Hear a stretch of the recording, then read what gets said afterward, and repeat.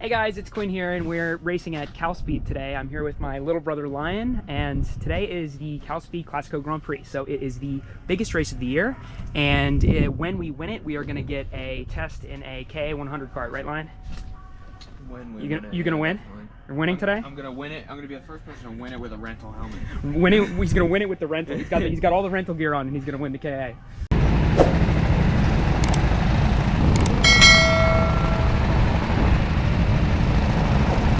Here we are coming in hot with our mad tire warming skills, and we are 15th on the grid.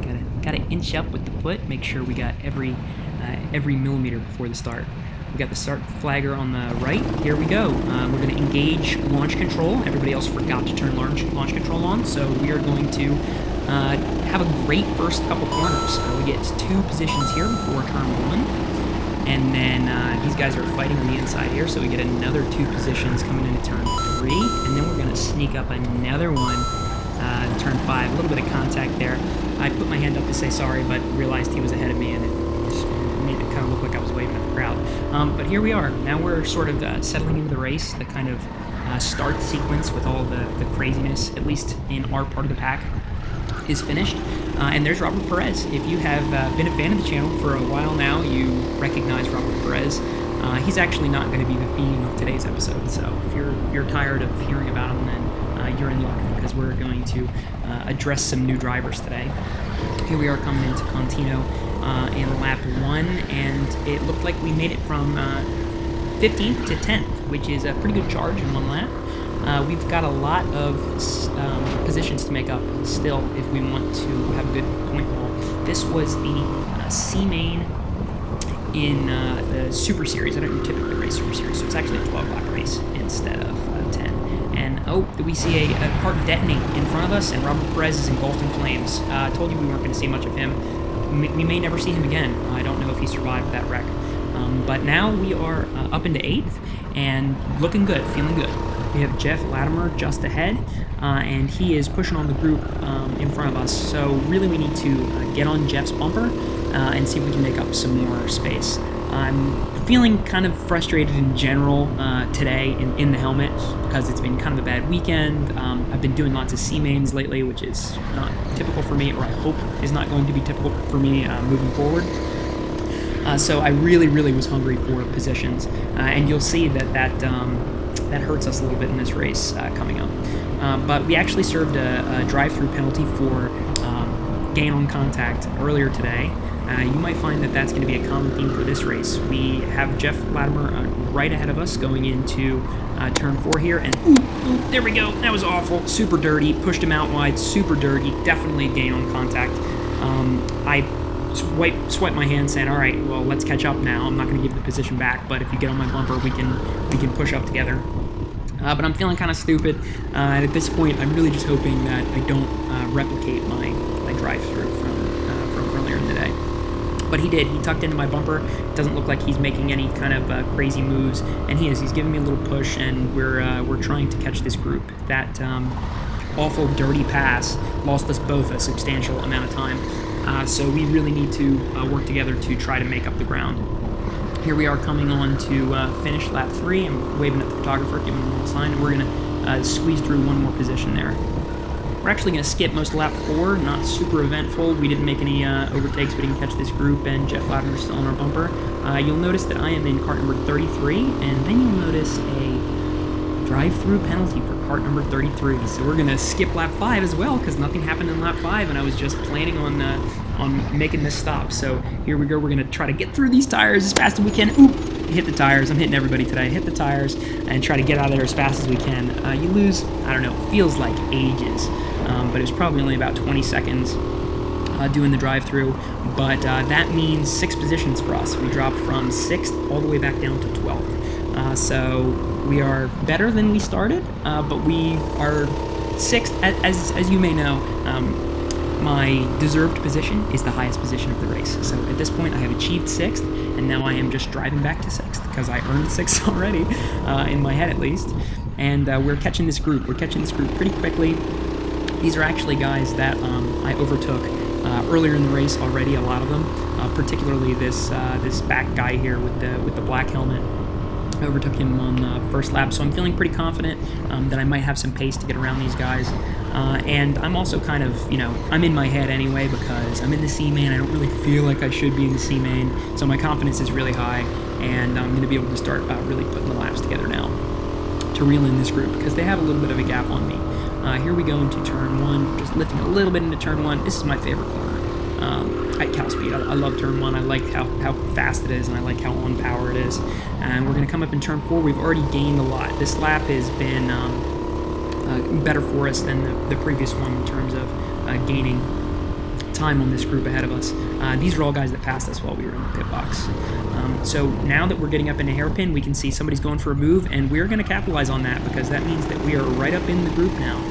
We've got this guy on the outside with the great hair, and we're going to push him out wide. He goes out a little bit, and we are side by side going down into the Contino curve.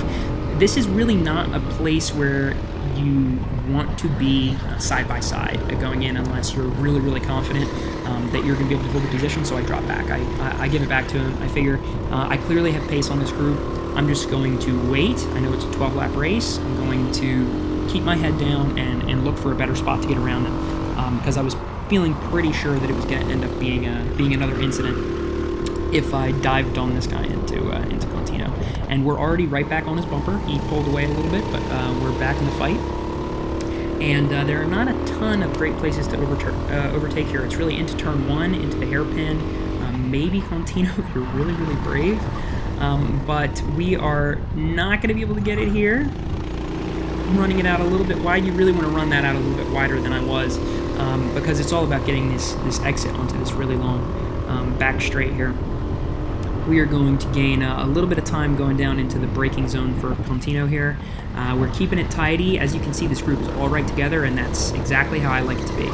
Now we see them coming ahead of me, and I'm going to get a fantastic run off of this last corner in the S's, and looks like we're just going to drive right around this guy and bring it back up to 11th. So the recovery is in progress. We are only 11th. We made it all the way up to 6th. We're going to have to go a lot further to make it all the way back up there, but we're working on it. So now up ahead of me is a guy called Joey Andrews. He actually has a YouTube channel where he makes videos pretty similar to this called The Stiglet, so you should go check him out. I'll put the link to his channel in the description. But we're reeling him in now. I can see, I always recognize him immediately because he's got a super colorful helmet. So I can tell that it's him, and I'm pulling up to him. And I'm figuring that based on the pace from the last that last exit through the S's, I think I probably have the advantage of that front straight. So I'm just going to try to drive around him. I'm just going to try to do what I did the last lap and drive right around this guy. And I've got it. It happened exactly as I wanted it to. And we drive right around. Oh, he noticed me. There I am. And coming into turn 1, once you have the inside in turn 1, it's kind of hard to run side by side, and we do get the move done. He tries to sneak back up the inside there, respect, but he ended up dropping back for that. So now we are up into 10th. So if we're doing F1 rules, that means that I'm in the points. So I'm stoked about it. I love 10th. It's a good spot. And we are reeling in. We are on the hunt for 9th. And 9th right now happens to be occupied by Wrigley Corrales. So that's our target. Now it's about doing fast laps. I guess it's always about doing consistently fast laps, but when you get out to a kind of your own group where the people behind you are not as quick as you, they're dropping back, and the people ahead of you you haven't quite caught yet, you kind of just get into a hot lapping mode, which is kind of nice. It's kind of like a stoic, meditative state. But we did a pretty decent job. Why don't we go for a lap? Here we go. We're turning into turn 1. We just want to just lift off the throttle a little bit. You don't even have to all the time. You can go all the way flat. I had somebody tell me actually you can go through turn 1 flat every time if you jump the curb with the wheel straight. But I'm not good enough at driving sport karts. I tried that a couple of times last race, and it didn't work out super well for me. But I'll figure it out eventually. Here's a really tricky spot. Here is into this hairpin. You have to get on the power so early for the hairpin and run it out really wide in order to really get the advantage. But we've done it. We've reeled this guy in. We reeled Wrigley Corrales in quite a bit over the last few turns. He's putting his arm up over his cart like he's relaxed. You shouldn't relax too much because we're really trying to chop you right now. We're trying to pinch you. And we're going through these S's. You know how I feel about these S's. I definitely wasn't the fastest guy through here during our sessions, but I was decent. He actually got a better run than me this time. I think I'm turning in a little bit too soon. But here we go. White flag. Now or never. We've got to get around Wrigley. And we see him. So remember I said there's only a few overtaking spots, and one of them is right here into turn 4. And I'm going to send it. I'm going to put it right up next to him, but we do it clean. We're side by side, and we are going to drag race up into Scandi, and you really don't want to be on the outside for Scandi. I've got the inside, and you're going to see why here. He just gets pushed all the way out wide there. He went really, really way out wide. And then we're going to take the hairpin nice and easy, and now there's really no chance for anybody to get back around me. So in the end, in this race, we went from 15th to 6th to 12th, and then back up to 9th. And we are about to turn the final few corners to finish in 9th position. If you enjoyed this race, please make sure to like and subscribe. Click the bell notification to get notified when I'm putting out new videos. It is just about every Wednesday. Sometimes I'm a little early. I put one out on Tuesday night. This question is for my subscribers and all my regular viewers. I'm thinking about actually doing some sim racing content as well as some car stuff. I've got a Mazda Miata that I'd love to make some videos about, and I got a simulator too. So let me know if that's something you'd be interested in the comments.